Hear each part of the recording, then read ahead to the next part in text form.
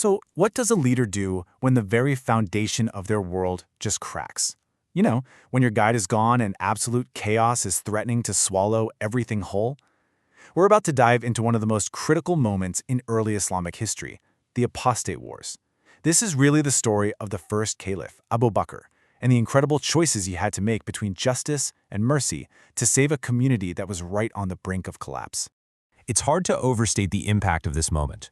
With the death of the Prophet Muhammad, peace be upon him, the Arabian Peninsula just erupted. That central authority that had united all the tribes was suddenly gone, and in that vacuum, a massive rebellion started to take root. Now, this wasn't just some political disagreement. This was a full-blown existential crisis for the entire community. All right, so here's how we're going to walk through this incredible period. First, we'll look at the crisis itself, how close everything came to falling apart. Then, we'll get into the clash of loyalties, the tough justice that was needed to restore order, the amazing faith that kept the believers going, and finally, the wisdom of mercy that brought everyone back together. At the heart of it all was this deep-seated fear of returning to what's known as Jahiliyyah, that pre-Islamic time of ignorance, of constant tribal warfare, and, well, immorality. For a lot of tribes, the Prophet's passing was their signal, their opportunity to break their treaties, go back to the old ways, and just shake off the responsibilities that came with this new faith. And if you look at how the rebellion played out, it tells you everything. This was not a quiet disagreement. Sources talk about rebels showing malicious joy, literally celebrating with drums and songs. In places like Hadramaut, you had a coalition of powerful Arabs and Jews who united with one goal: to destroy Islam. They wanted the old ways back, a time when, as the sources say, immorality was promoted and virtue was absent. But to really understand the stakes here, you have to look at the personal stories. This war wasn't just armies clashing on a battlefield. No, it was a deep, profound test of every single person's faith. And you can see that so clearly in the very different stories of women in Yemen during this time. On one side, you have someone like Azâd al-Fârisiyah. She's described as pure and chaste, and so devoted that she literally risked her own life to plan the assassination of a false prophet who had popped up in Yemen. And her motivation? It was a simple, powerful love for her religion. Then, on the other side, the sources talk about women in Hadramaut and some Yemeni Jewish women throwing wild parties to celebrate the prophet's death, renouncing their faith and calling for open rebellion. This stark contrast just shows you the deep, personal, and ideological chasm at the very heart of this war.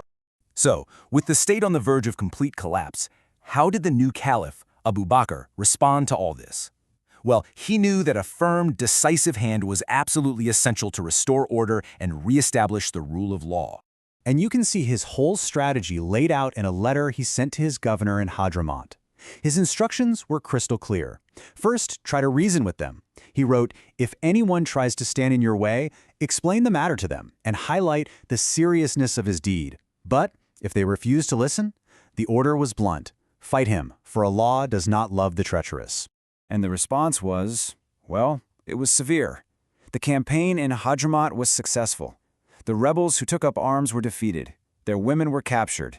And for those who had actively waged war against the community, the punishment was the cutting off of their hands, which was in line with Islamic law for that specific crime. But here, and this is so important, this is where we see the true nuance in Abu Bakr's leadership. When he heard his governor had gone beyond the prescribed punishment for two women who had sung insulting songs, he sent a sharp rebuke. He made it perfectly clear that punishment has to be just, not cruel. The message was unmistakable. Justice is here to uphold the law, not to create a spectacle of cruelty that could actually push people away from the faith. Okay, so beyond the battles and the politics, there was another incredible force at play here: the sheer spiritual conviction of the believers. During this unbelievable trial, some extraordinary things happened that would just cement their faith and their resolve. I mean, the story of Abu Muslim al-Khawlani is just incredible. So he's confronted by the false prophet al-Aswad in Yemen, and he flat out refuses to recognize him. For that defiance, al-Aswad orders him to be thrown into a massive fire. But miraculously, the fire doesn't touch him. He just walks out, completely unharmed. Later, when Abu Muslim travels to the capital, Medina, he's met by Omar ibn al-Khattab, one of the Prophet's closest companions. And Omar, recognizing this man and knowing what he'd been through, was so moved he actually started weeping and just embraced him. This wasn't just a personal moment, it was a public acknowledgement of a divine sign. And Umar's words really tell you just how deeply this event hit home.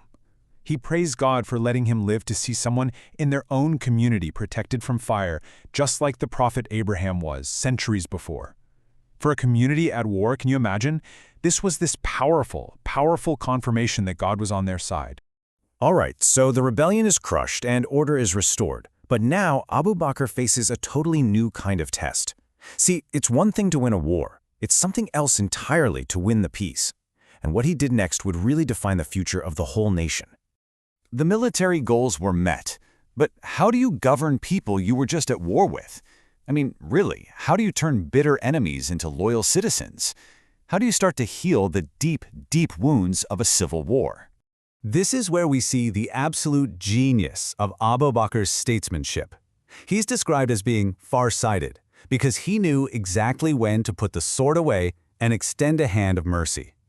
He started this very deliberate policy of pardoning the tribal leaders who'd fought against him.